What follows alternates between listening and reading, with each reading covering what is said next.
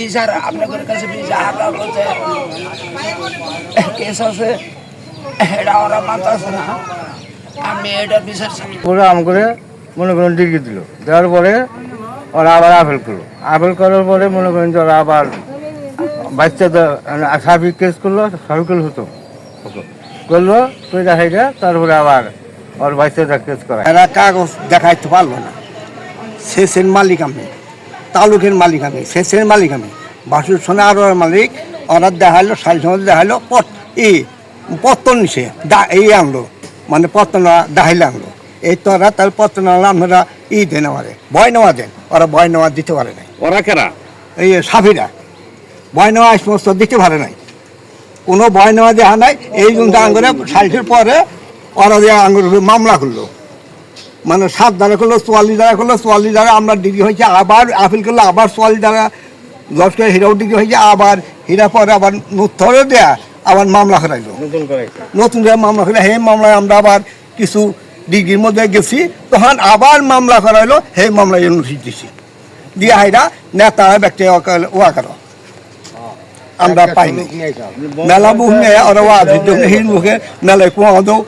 500-600 লোক আইসা 500-600 আমরা বাধা দিতে পারি না একবার মারা রয়েছে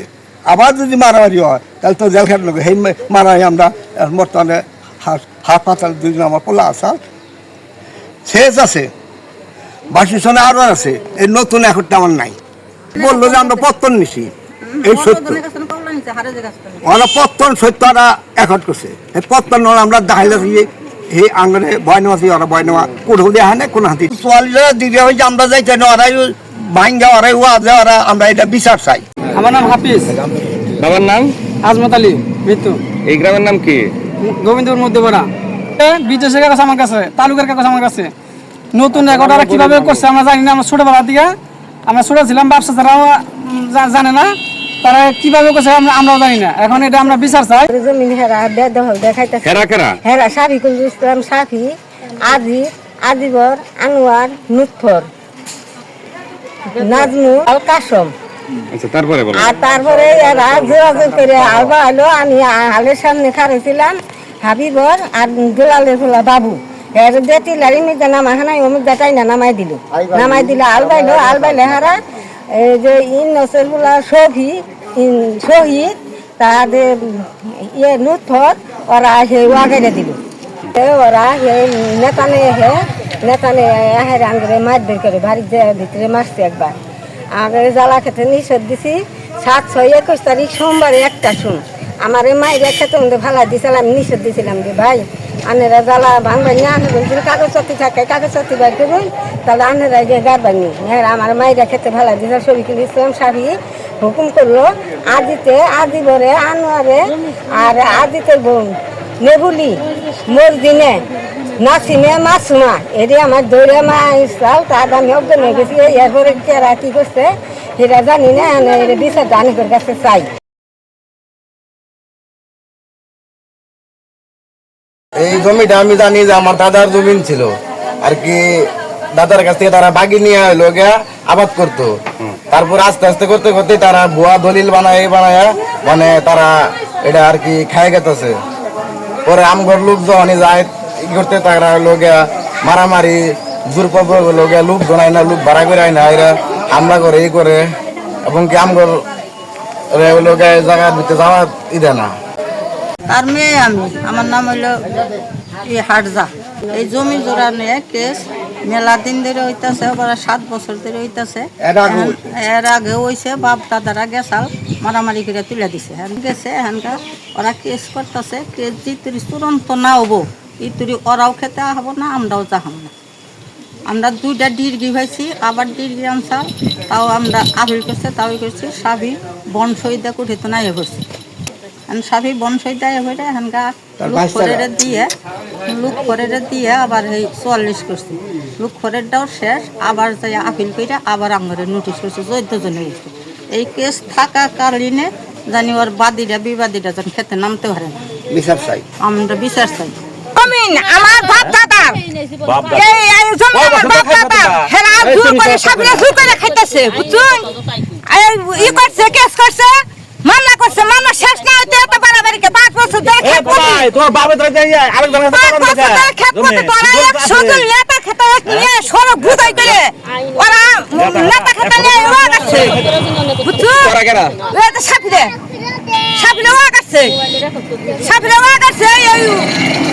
ধানের কাছে যাবে তাই খেয়ে 100 জন নেতা বাড়া করে না অলঙ্কার নিয়ে মরছের ঘুরে পর্যন্ত নিয়ে মনে করেন যে মহিলা পুরুষ মানুষ সরকার মধ্যে ধরে নাই এলাকার বাসী জানে কিভাবে জানবো কিভাবে যাবো